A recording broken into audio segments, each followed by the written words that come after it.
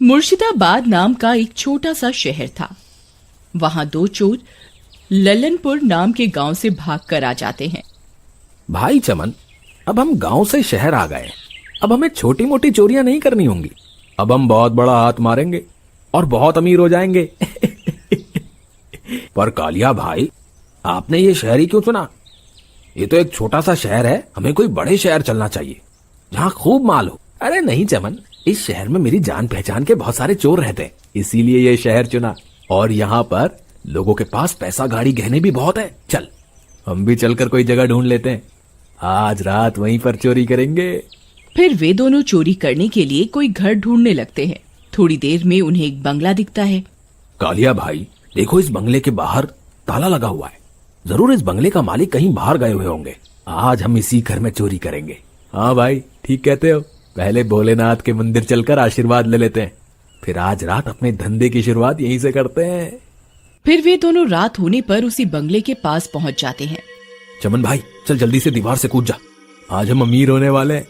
वे दोनों दीवार टाप कर बंगले में घुस जाते हैं। तभी वहां कुत्तों के रोने की आवाजें आने लगती हैं और तेज हवाएं चलने लगती हैं।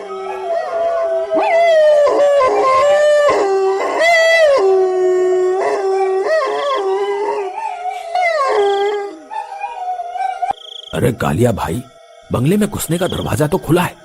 लगता है भगवान भी हम पर मेहरबान है। फिर वे दोनों बंगले के अंदर घुस जाते हैं। अरे वाह, क्या बंगला है! और वो देखो, कितना बड़ा टीवी। ये टीवी तो मेरा हो गया, बाकी हम दोनों बांट लेंगे। तभी अचानक टीवी खुद से चलने लगता है। कालिया भाई, ये टीवी खुद से कैसे चल गया? पता नहीं भाई, कोई बटन वटन दब गया होगा। तू घबरा मत, बस जल्दी जल्दी सामान बटोर ले। तभी अचानक बंगले का दरवाजा खुद से बंद हो जाता है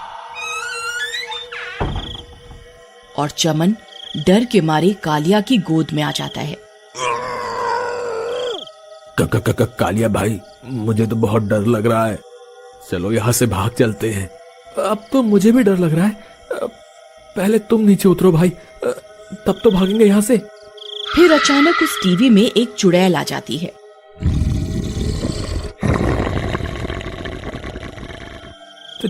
चमन भाई, यहाँ जरूर कुछ गड़बड़ है। हे भोलेनाथ, हमारी रक्षा करो। हे भोलेनाथ, हमारी रक्षा करो। आई मम्मी, बचा लो! अरे मर गया रे, भागो रे! तभी वह चुड़ैल उस टीवी से बाहर आ जाती है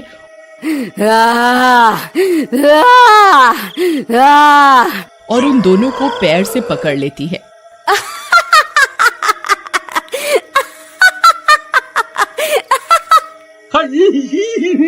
मम्मी, अब कोई नहीं बचेगा भाई। ये तो हाथ धोकर हमारे पीछे ही पड़ गई है।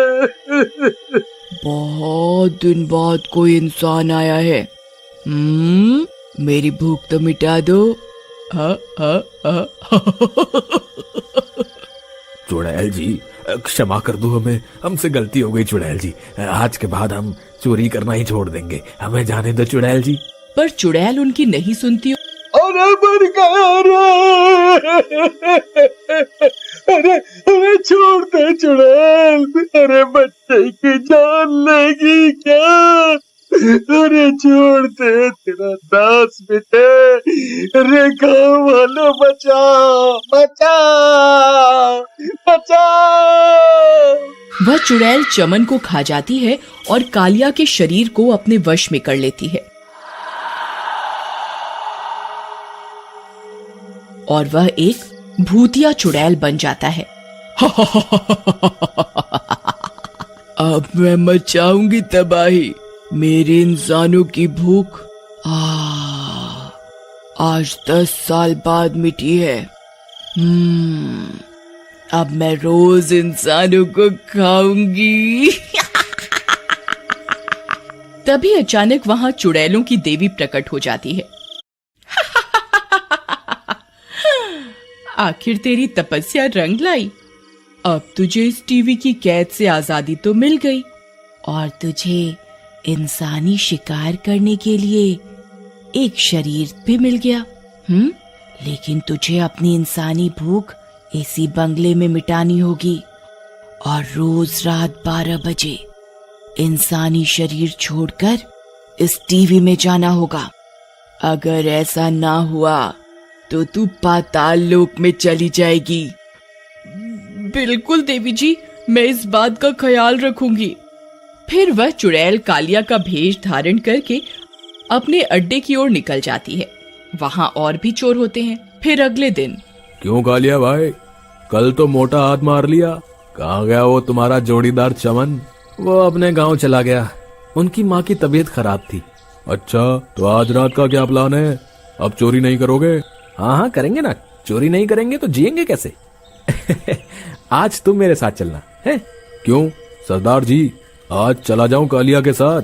हाँ हाँ क्यों नहीं, कालिया मेरे गांव का बहुत शातिर चोर है। जाओ पहले भोलेनाथ के मंदिर जाकर आशीर्वाद ले लो। भोलेनाथ का नाम सुनते ही कालिया कांपने लगता है और उसकी आंखें लाल हो जाती हैं। क्या हुआ कालिया? कुछ नहीं सरदार जी, बस तबीयत ठीक नहीं है। मैं चलता हूँ, मोटू भाई रात को मिल जाना, मैंने एक बंगला देखा हुआ है। फिर रात होने पर कालिया मोटू को उसी बंगले में ले जाता है। वाह कालिया भाई, क्या बंगला ढूंढा है, यहाँ तो खूब माल होगा। तभी कालिया चुड़ैल बन जाता है और टीवी में घुस जाता है। भगवान बचाओ, ये क्या बला है, भागो रे। जैसे ही वो भागने की कोशिश करता है, टीवी में से चुड़ैल का हाथ निकलता है और मोटू को अंदर खींच लेता है। मम्मी।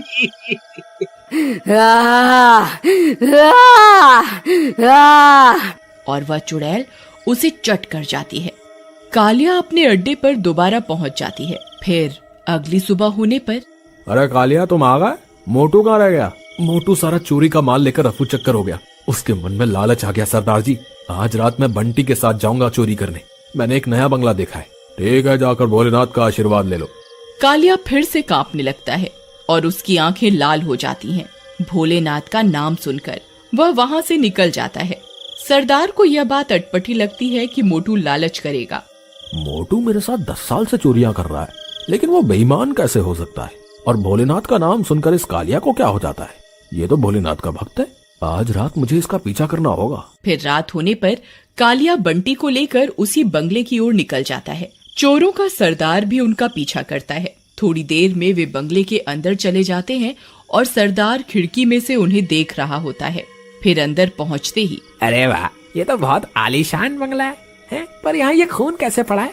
ये खून तेरे ही साथियों का है।